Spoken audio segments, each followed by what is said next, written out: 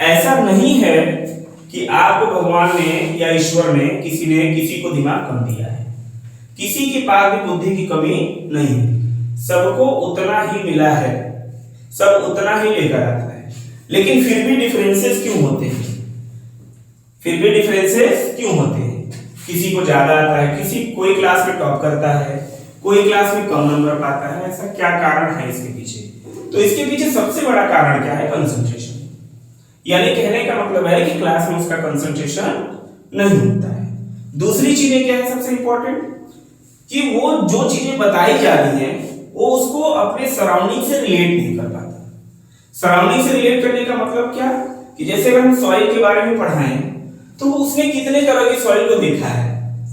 वो रोड पे तो चला होगा, खेत में भी गया होगा, बहुत सारे जगह पे आते जाते उसने पहाड़ों को भी देखा होगा।